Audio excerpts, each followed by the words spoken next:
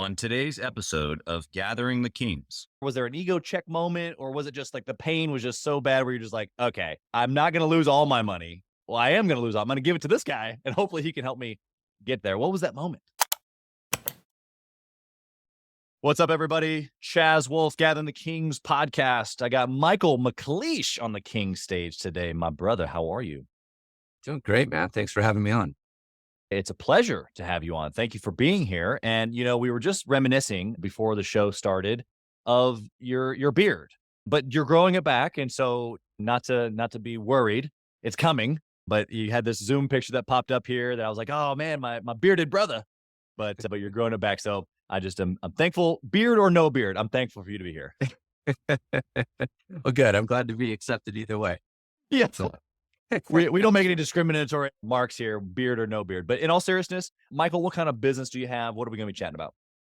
yeah. So my primary business is wholesaling real estate, and for those of you who don't know what that means, it's basically a sales and marketing company and solving people problems, the vehicle of single family homes.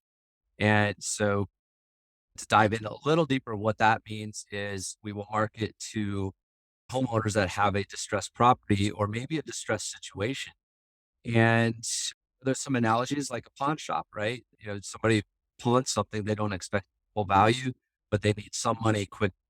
And so the model really follows that. We market for those types of people that actually are helped through selling their home and getting a speedy and convenient outcome from that. So from there, once we have an agreement to buy a property at a discount, we now have the option of buying it, keeping it as a rental, doing the traditional Joanna fix flip, making it look all pretty and selling at retail, or we can sell the deal. We can sell the contract or the rights to buy the property to a third party.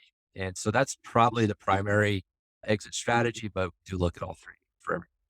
Love that. Love that. And there's value in each of those exit strategies. And so maybe we'll get into some of that a little bit. But I want to know at this level, you've got multiple different exit strategies, you've got a team, you've been doing this, you're successful, you're about to start a podcast. Why at this level do you push? Like why are you still motivated? Why are you still after it? What's the bigger picture for you? Well, I don't know. I'm just not satisfied. And I feel like I'm in my infancy stage in a lot of ways, and I'm just getting started. And I really, quite honestly, didn't get into the real estate space to be a real estate guy. It was just the path I took to get me really, frankly, to not be broke. And, Yeah. just as a quick aside, like I got into the business again with like this idea of financial freedom, but all I knew was don't be broke. So that was really the mantra for the first few years. Right. And then we did pretty well for the first few years. And then it was like, okay, really, where am I headed with this? What's my purpose? And some of that's still getting sorted out. So I want to, continue to grow the company and make it better. But at the same time, use that as a tool, as a jumping point for the next venture, whatever that might look like. Yeah, I love it. I love what you said that you believe that you're, in the infancy, just getting started. I think there's a certain level of not only excitement that entrepreneurs carry with them, an optimistic hope, something better, something that's down the road, a future, something different, if you will. But I love what you said of just feeling like you're just getting off, especially at the level that you carry. It's like, okay, so I've been successful, and I feel this way as well. It's like, man, I feel like we're just getting rolling. Like I feel like we're just kind of just getting the momentum, which it it it is a direct like battle with average, right? Because at a certain level, average thinks I made it, And so, what's your mindset there around like obviously what you're doing is not average, but was this mindset that was built out over time? Like was this established by a mentor? Like how did you come to believe this? Oh man, that's such a great question. I think just deep down, normal makes my stomach turn. Average makes my stomach turn. Like I don't want to do that. I don't. And for whatever reason, I just always knew I was going to fight that, right? And trying to articulate that a little bit better and give you some examples. You're so here's just a weird quirk of mine, but years ago, I was in the Air Force. I was active duty at the time, and I was trying to figure out like this whole fitness thing because clearly the Air Force's model was not going to, their PT test wasn't going to get you in shape. It was game the system and pass the test, right? And I knew I wanted to be in like some incredible level of fitness, and I tried all these things. I was getting injured. I wasn't getting great results. And a coworker of mine, this is like 2005 era here, and a coworker of mine who was in his late 40s, he was like, "Man, I'm doing this CrossFit thing," and I was like, "That sounds dumb." Like who would do 100 reps of anything and do it fast? He's like, "Man, Absolutely. just give it a try." And I watched a few videos and there wasn't much content in the world of CrossFit then. Right. And I was like, whatever these girls are smoking, I want some of that. So I went all in, I bought a whole bunch of equipment that was hard to find, started doing it. And it was so not normal Right. that in my own mind, I just made it work. And I embraced that for several years that just, this isn't normal. This works. And I can Yeah. say the same thing as far as, my spiritual beliefs are probably not normal compared to most of the world, Yeah. but I'm drawn to it because the Yeah. world says, no, that's silly. That's not normal. Yeah. That's a So really good perspective because I think that a lot of people listening, at least to a degree in the entrepreneurial world, right, where there's a little bit of a chip on our shoulder. We think a little different. We're a disruptor. We challenge things. We ask questions when we shouldn't, like there's always this back and forth. I think that the principle of what you're describing causes in us as entrepreneurs. That's why we run a business. We like to solve problems. We like to attack new challenges. And so I love the perspective. It fires me up just to know that there's another person out there that's as crazy as I am about trying new things or being challenged by maybe status quo and going no, yeah, just no. yeah. I mean, it's like when your doctor's like, you go to your doctor and you're like, well, I got a stomach ache and my heart's kind of doesn't feel right. Because well, you're out of shape and might have some heart issues, but don't worry, it's normal. Like, Right. no, I'm better than that, Exactly. So Yeah, I gotta hurry up quick and throw on the brakes when average or normal, those words, it's like, no, you gotta run far away from that. Okay, let's use this to parlay into your story. Like, how did you get into real estate, or was there a business before that? Was entrepreneurialism in your family? How did you come to be? oh, yeah, that's great. I didn't realize it, but I actually grew up in an entrepreneurial family. But we were on a family farm in North Dakota. My dad was an entrepreneur. Exact. Yeah, of I did course. It didn't occur to me till I was like mid-30s that farming is an entrepreneurial venture. Yeah. But what's interesting about that is my dad's generation, really came from like find a great job, work that career, work it to the top. My mom is a Right. perfect example of that. And a perfect example of why that might not work anymore. She worked for TWA Airlines, Oh wow. and that all went sideways. And she got ultimately furloughed for a while, then went to American, and then they just said, "Yeah, thanks, but now you're the bottom rung after 30 years of flying, and we're just gonna let Yeah. you go." Exactly. And so I saw, what dad was saying and what their generation was saying was what you should do. That was a little bit ingrained in me. And he struggled mentally with the farming end of things. It was a few years in the 80s with Oh our yeah. climate. So I just went down the like, I'm going to work my butt off in school. I'm going to get the best grades possible. I'm going to be top of the class, graduate with honors, which I did in high school and college, and went active duty into the Air Force. And Wow. it wasn't long though into that real career when just something was bothering. It just didn't feel right. I didn't like that. A lot of my roles just were like I was just a seat warm, and I was like, this Right. is not what my life is all about. Fast forward a few years, I did get out of the Air Force, and I was like, what am I going to do? Nothing really gets excited. I don't really want to do this kind of work. I was an engineer in training, and I started my first company, CrossFit. Again, I didn't expect to be talking about that so much today, but that was my first business. We Wow. started what was then CrossFit Emerald Coast. And there was, I don't know, I want to say there was less than 500 CrossFit affiliate gyms at that time. Like we were pretty Wow. new to that area. And it was great. But again, this was 2005, 2006 Panhandle. It was not the best economy. We never took distribution out of the business. And, I got married and my wife's like, hey, honey, we actually need some income here. You need We to go to actually need work. to So live. Can I eat? Can I go to the grocery yeah, store? So my first business really, in a lot of ways, I hate to use the word failure, but it didn't pan out and set me free and, all these things. Right. And I went back to work for the man. I worked for the government as a civil servant for another several few years. And really what shook me from that was my first son was born. And there's a picture of me. He was 3 weeks old. We flew to California to my in-laws. I'm taking a nap with my arm around him. Right next to the pillow is Rich Dad. So I read Rich Dad Poor Dad by Robert Kiyosaki. Yeah. That was really the catalyst because I was seeking like financial freedom. I wanted that. I was starting to read books about it. And that really started the juices flowing. As soon as we got back to Colorado, we were living in Colorado Springs at the time also. I went to a investing club and just like, what's this all about? I got to do something. Yeah. And that's where I learned the concept of wholesaling and boy, lots of water under the bridge. I finally, went full time in the fall of 2016. Is that right? Wow. Yeah. So that's a whole other crazy story I can tell you. Yeah, yeah. Well, I mean, obviously the journey to get there. I love how you pointed out to that your dad, being a farm, you growing up in that environment is a whole lot more entrepreneurial than a lot of times people see. But man, you want to talk about the tough of the tough, like the original entrepreneurs, Yeah. you grow this, I grow that, and we swap. I mean, even before your dad, even. So I just appreciate that journey. I want to know now that like obviously you kind of transitioned into this. You said you went full time in 2016. What was that tipping point for you at that time to go full time? And then I want you to parlay it right into, did that make a difference? Like, was it an all in mindset or was like to where you are now? Yeah. Oh man. So these were the craziest times and the biggest act of faith that I think I've pulled off in my life. Because for me, where I was mentally at that time, it was a humongous, what I thought was a humongous risk.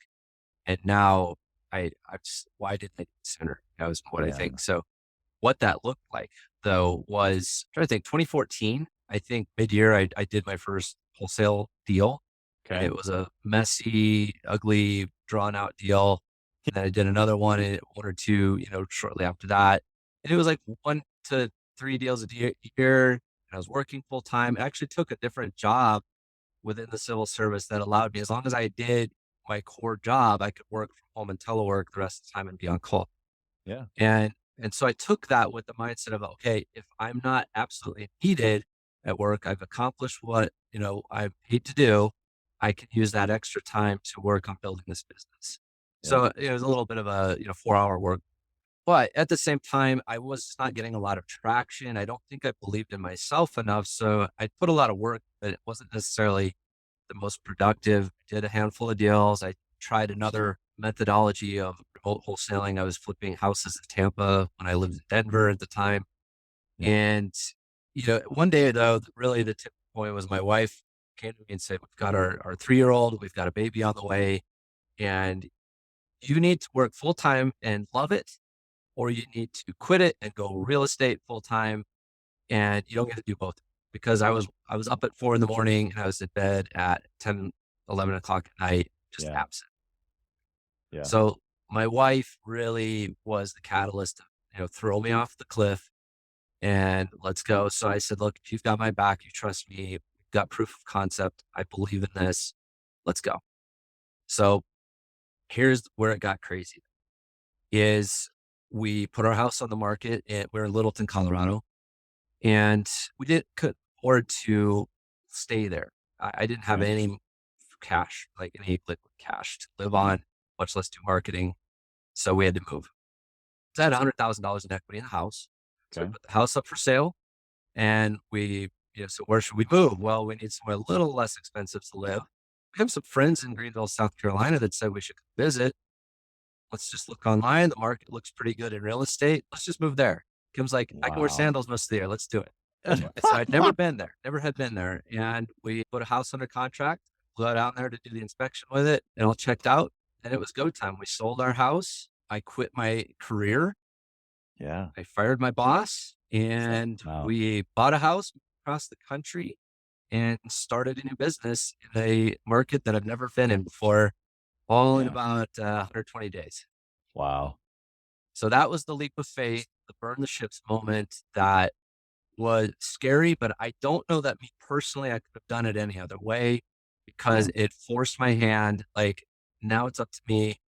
There's no help. There's no safety net. There's no, like in government service, you can go big and not lose your job. Right. So for me, that was tremendous. And that was really the moment was like, I'm all in. Yeah. The catalyst really, I loved how you described the moments there. A lot of uncertainty, I loved how you said, do you trust me? Do you will you support me through this craziness? And you're not the first person, to be on the show. Even in my own story, I can point to Julie, my wife, and both things that you said. Number one, her challenging me going, "Hey champ, I need you to be involved in the family." Yep. Number two is I trust you. I know that if you'll just go for it, we're here. Like we'll cheer you on and we believe in you. And it sounds so simple, but but to your point, to my point here, it's like, man, that was all the fuel that I even had. It's all that I needed. For at least that Yep. period of time, I could have driven for miles and miles and miles on that fuel. And I try to tell her today, I'm like, look, all you got to do is tell me like, not like how great I am, but like, man, thank you. I appreciate it. Like, I love you. We believe in you. For me, maybe you can resonate with this, but that'll just fill up the tank Yeah. for weeks and weeks 100%. and week. Kim and I had a talk just months ago about that season, and I was like, "Did you have any?" I was so scared, and we were this close to Daddy going to work for McDonald's, and it was that first year was rough. And she goes, "I trusted you, and I didn't worry about money because I'd be." And I was Yeah. like, "Holy," that was just everything. Big. Yeah, I love that. Okay, let's get tactical here. Tell me about a good decision. So you moved to South Carolina, you've never been there, you're brand new, you've done a couple of wholesales. There's a proof of concept. You have the trust of your family. Give me a good decision that you made once moving there that you can look back on, and that decision that you can share here today that's like not maybe the exact reason why you're successful, but it was a huge part of it. Yeah, what comes to mind there, and I think this is the most appropriate answer for that is, well, I'll give you a little backstory to this in that I was boots on the ground, I think October 1st, and, it took us a month to unpack everything and kind of get the lay of the land and all that. And, November, I started marketing and I had taken all these different guru courses and I was trying to mix and match. And I was trying to do all these different things and spread a wide net. Yeah. And by the end of January of that next year, I was like, I don't even have a solid beat. Like, Wow. I'm just arranging deck chairs on the Titanic. I Wow. really was feeling like, I don't know where I'm going. I didn't have that much money. I mean, I probably told myself I had less than I really had, but I Okay. could see it draining every month without it. And so what I did was there was actually, again, give credit to podcasting. There was a podcast I was listening to and I knew some of these people that were getting these results from this coach. And I'm like, that is incredible. And so I finally came to the point of I can figure it out myself, maybe, Right. Yeah. or I hire the best person I can afford, maybe not even afford, but I'm going to hire him anyway. And I'm going to go down with the best arsenal of tools I can have. Yeah. Right. So I was like, let's go for it. So I hired him. So I'll give credit. I mean, this is Tom Kroll with Wholesaling Inc. And Tom has since sold the company, but he was my coach. So again, the short answer is hiring a coach Yeah. that knows how to get you from point A to B the most efficiently. Yeah. He was able to give you the blueprints, and then obviously underneath that, being coachable and just having a desire. What do you think? So for the person listening right now, I'm trying to relate this to my own story as well. What I have found the difficulty in doing what you just said that you did is maybe the pain isn't great enough, right? Like we're pretty sharp guys, even though the business isn't super big yet. We're going back years, it's like, how can I really learn from that guy? Or maybe I can do it on my own. You understand what I'm saying? Like a little bit of Yeah. ego, right? Like, Yeah. so did something happen for you? Or was there an ego check moment? Or was it just like the pain was just so bad where you're just like, okay, I'm not going to lose all my money. Well, I am going to lose all. I'm going to give it to this guy and hopefully he can help me get there. What was that moment? Hey, Chaz Wolfe here. As many of you know, I have been on an absolute mission to help entrepreneurs from all across the country in many different industries level up their game and grow their business and intentionally connect with other entrepreneurs. We do that obviously through the podcast, but we also have a peer-to-peer mastermind group specifically for 7 to 9 figure business owners.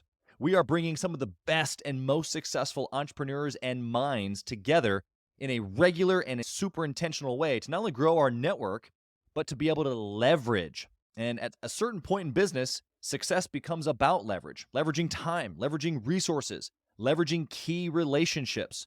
This is exactly what we're doing inside of the peer-to-peer mastermind group called Gathering the Kings, specifically for 7 to 9 figure business owners. So if that's you, if you're ready to level up your 7 to 9 figure business even to the next level and get around other big hitters just like you, I want you to go to gatheringthekings.com, fill out a short application, and it'll come to an application call with me, and I want to chat with you to see if it might be a good fit.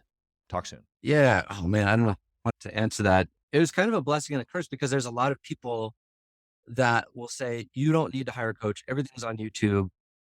All the information in this day and age is out there. Just go do it. Right. Yeah. And that works for some people. I'm just not one of them. I honestly think one of my earlier flaws in life was I needed somebody in my corner and I needed somebody to validate and keep me on track. And even mature entrepreneurs, if you could say such a thing, love the shiny objects. I want some of this, some of this, some of this, some of this. They really need somebody in their life to say, pick one path, master it before you do the next thing. And I recognize that in myself of one, maybe not the validation piece, but I do need a path. Like instead of reinventing the wheel myself, I don't need that ego boost. I just don't want to be broke. Yeah. Yeah. Well, because So- what we're talking about is a greater or lesser desire. Your desire to not be broke was greater than your ego in that moment of figuring it out on your own. Okay, good. What about a bad choice? Let's flip the coin here. What did you do? What was the dirty moment? Well, what I was thinking is actually the opposite of that was what led me to that precipice of like, I've got to spend more money, put it on my credit card than I have because I'm trying to do everything, trying to take this guru's idea on, for example, like wholesaling lease options. And I'm going to do creative financing here. And I took a course on how to buy houses subject to the existing financing, meaning I'm buying somebody else's house and keeping their name on the loan. And there's a billion ways to skin a cat. Again, I just was trying to do all of it. And I guess where I didn't quite learn that lesson early on was in marketing. I tried, I'm going to do a little direct mail. I'm going to do a little cold calling. I'm going to throw out some bandit signs. I'm going to, whatever. I'm going to go spend an hour in front of the grocery store talking.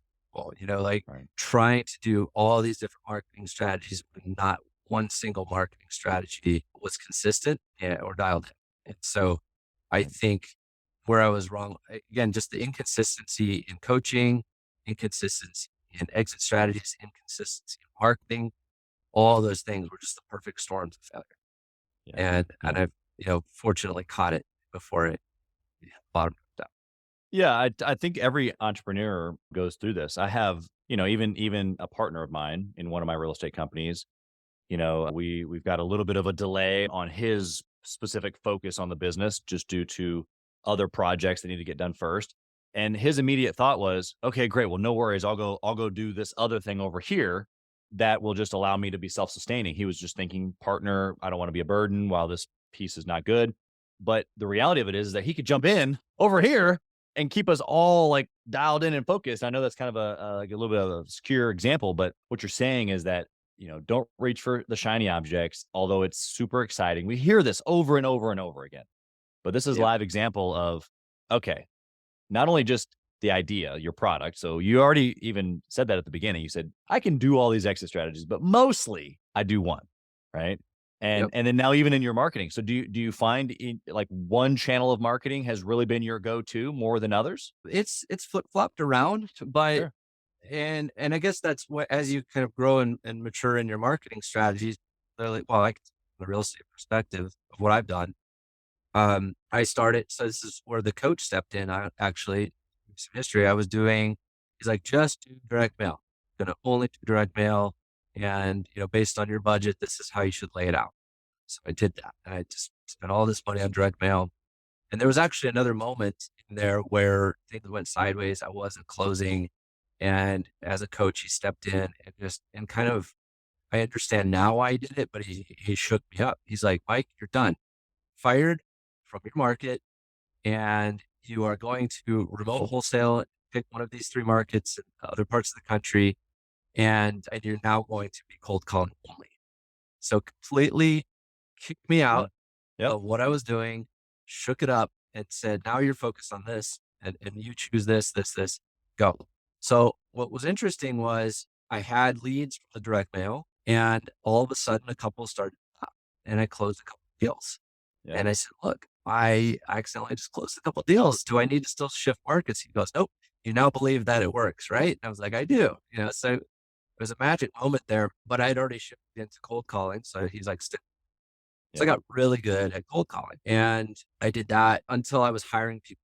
Now I can hire cold callers. I think I hired at 1.2, and now the leads were coming in without me doing it.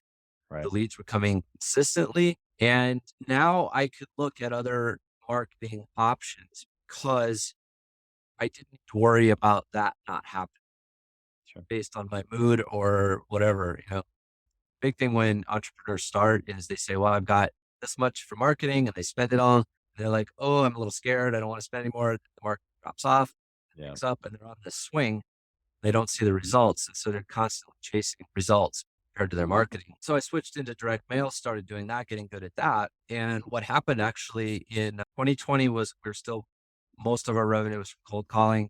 2021, it actually swapped. Direct mail now was king. We were actually producing more revenue from direct mail than cold calling, and that's been consistent. And, so if I even started with direct mail, like right where I'm at now, I have enough leads. I don't need anymore. I don't need to add a cold calling system because the leads will be wasted. And there's extra overhead managing that side of things. So, so you max out one, and then you're like, okay, I've got overhead. I have a need for more leads. I have a need for more revenue. Now you can add on that next part. Yeah. I love dialing in like that, what you're saying, and not moving on until there's certain either revenue necessity or revenue generation, depending upon what the target of the campaign is. Even right before that, you said this, and this has come up recently in the Gathering the Kings Mastermind. We were comparing, how much you spend on marketing and your different businesses across the, not all of them are real estate, of course. And there's a general range, that you spend. But the question that had come up that you just said is, man, if you just play the game of like, okay, things are going well, I want to market more, and things are not going well, so I'm gonna hold back. Generally speaking, marketing is a consistency game. It's an awareness game. And so you just need to be there all the time, whether times are good or times are bad. And usually it's when times are bad or when, your competitors are retracting. And that's when you need to stay consistent, if not double down, which is so difficult in the moment because, man, it's a little scary. It's a little bit unnerving. But what I just heard you say is the same thing that we were just discussing, which is like, look, if anything, you just got to stay consistent. You want to add anything to that? I mean, that's a lesson I keep learning over and over again. Well, it's an emotional one, right? Like in the moment you can see it going down. You're going, yeah, it really is. I don't know that I can add. It's the consistency in your exit strategy, consistency in your niche, your exit strategy, your marketing, because everybody's going to come up. Hey, here's a webinar on this shiny strategy that you need to be implementing today. Right. Oh, that sounds great. And now you risk consistency in the other, unless it's really dialed in and it happened.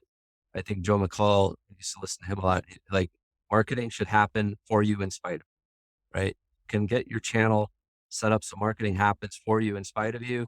Now you can look and entertain these other things. Yeah.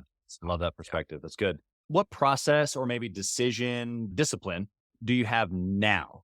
We've talked about your good and bad one from the past. How do you process decisions now? I'm trying to, I still feel like a baby entrepreneur in a lot of ways and still learning some hard lessons, but I'm trying to now use KPIs and metrics instead of like how I feel about things. And, maybe I should have said this was my big mistake recently was operating from one bank account and saying, well, I see a big pile of money in there. Why don't we go spend money on this new endeavor? Or why don't I take a big distribution out and buy this thing that I want for my personal life?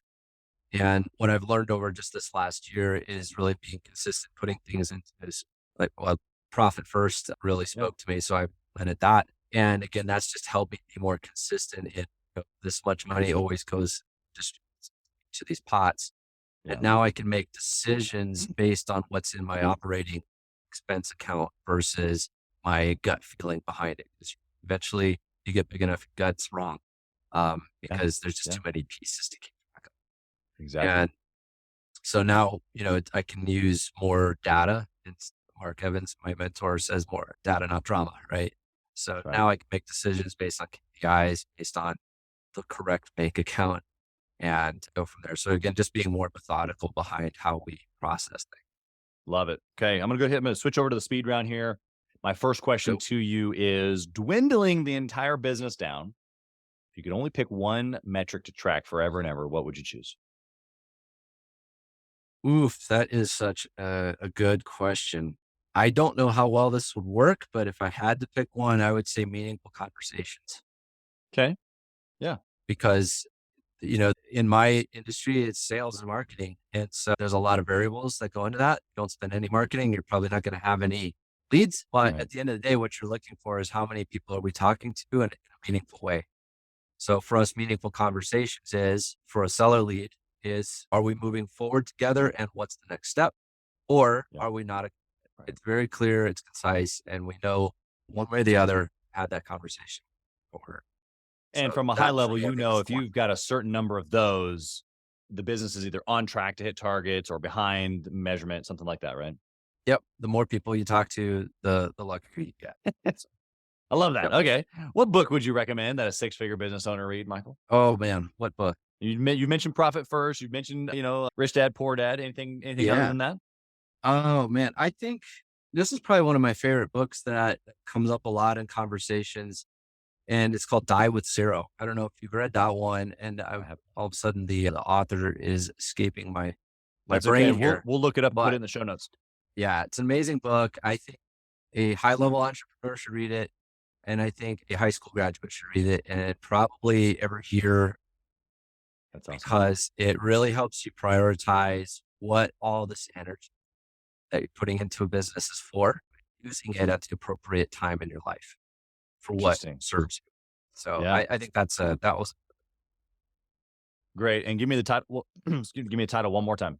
it's called Die with Zero. Die with Zero. Perfect. Okay. You've already mentioned, coaches. You've mentioned, I can't remember if it was on the show or before we got started, a mastermind group that you're a part of. My question normally is, what do you think about intentionally networking or masterminding? But I'm going to twist it a little bit since I already obviously know that you do these things and find value in them. What would you say to the listener today who maybe doesn't do those things yet, maybe knows that he or she should, or maybe doesn't know that he or she should? What would you say about intentionally networking or masterminding as a not yet seven-figure owner? Oof, that's a good one. I think you have to maybe go back a little bit introspective and ask yourself, what if I did network? What am I afraid of? Right? What's my fear that's keeping me? If I know this is something I should do, what's the fear that is really driving that? And if spend a little time, look on YouTube, find like Ferris or TED Talk on fear setting, wonderful exercise to really go back and like, okay, if I do this thing and it fails, here's the outcome and here's how I can recover. And what's the odds of that? Right. And then what if I do the thing and it's a success? Right. What does that look like? And what's the odds of that? And you're gonna paint yourself a pretty clear picture of what you should. So I think just again, really looking at like, what are you looking for? What do you want out of this potential opportunity? What are you trying to build or grow? Who has the answer to help you get there? And I mean, I'm a big believer that we know as an entrepreneur that any truly successful entrepreneur is standing on the shoulders of giants. They need Yeah. people. They need to network with others. They need to build a community to support them and have great people working for them and also great mentors to lift them up. So I think and if you're hesitant to do that, it's something you need to take some time and really understand the reason behind it and then come to a clear conclusion. Maybe this isn't for me and I need to go and do the other thing. And you'll know. Yeah. I love that methodical, rational approach. Last question here for you. If you lost it all, Michael, what would you do? Ooh, I think about this sometimes, but never had been asked directly. I lost it all. Well, this is just really Max, on your last question, and I still have a network. I mean, you can't really lose it all. If I was a prisoner of war, I still have knowledge and lessons learned in my mind, in my brain, in terms of how to interact with people, how to negotiate, like just various different things. But in a more like, I just screwed up and I lost all my money sense, I'd go to my network and say, hey, you and I connected, you know my values, I know yours. This is what I want to do next. Where can we work together? Right. And again, just starting to talk to people. Again, if I'm going to pick my path, just start up the phone, be in the streets, talking to people and using my network to help me magnify that effort that I have to go on the day-to-day. Love it. Michael, you've been incredible. How can a listener find you? Whether they're in the local area, whether they just want to reach across the country and get to know another bearded fellow, how can they find you? Yeah, perfect. Probably the easiest place to find me right now on social media is just Michael McLeish Official. And it's the same on Instagram, Michael McLeish Official. Find me there. And my profile sure still has the beard. So if you wanna see what Chaz is talking about, get on there. And you have a podcast coming out. Tell us, just give us 15 seconds on the podcast. Yeah, I appreciate that. Yeah, it's called Expanding Boundaries. And I don't really have a set agenda other than sharing my journey of where I've been in terms of there's just been like big monumental mindset shifts. Some are smaller, some are bigger than others as I've grown in this journey. And so I want to share some of those stories. It's going to be largely interface, with former mentors, coaches I've worked with, other people in business that had big game-changing mental shifts. And again, my goal is also to have people that I'm looking up to that help me grow and also share in that education, if you will, and help the audience grow. So again, that's what it's all about. I'm really big on travel, camping, particularly outdoors. And we're building this ridiculous Sprinter van. So, like the whole idea of expanding boundaries and traveling beyond where really resonates with me. So that's all.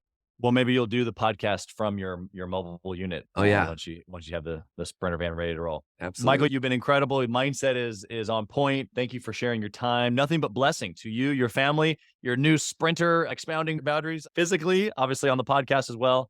But again, just thank you for being here. Okay. Well, it's been a pleasure. Thank you very much for having me on today. It's a lot of fun. Thank you for listening to Gathering the Kings today. I hope that you were able to pull out a few nuggets to go apply into your business right away.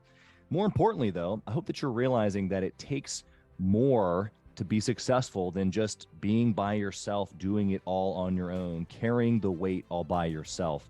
What I have realized, not only in my own journey from multiple businesses and multiple different industries, and now interviewing over 200 or 300 other very successful 7, 8, and 9-figure business owners, is that it's tough to do it alone. And so Gathering the Kings exists to bring together successful entrepreneurs. In fact, we are putting together 1,000 kings, specifically who are grateful but not done.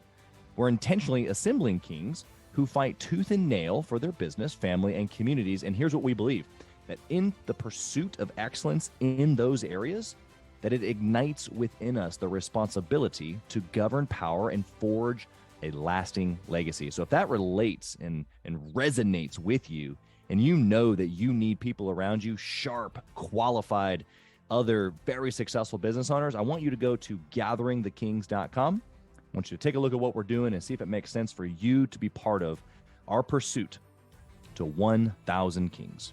Talk soon.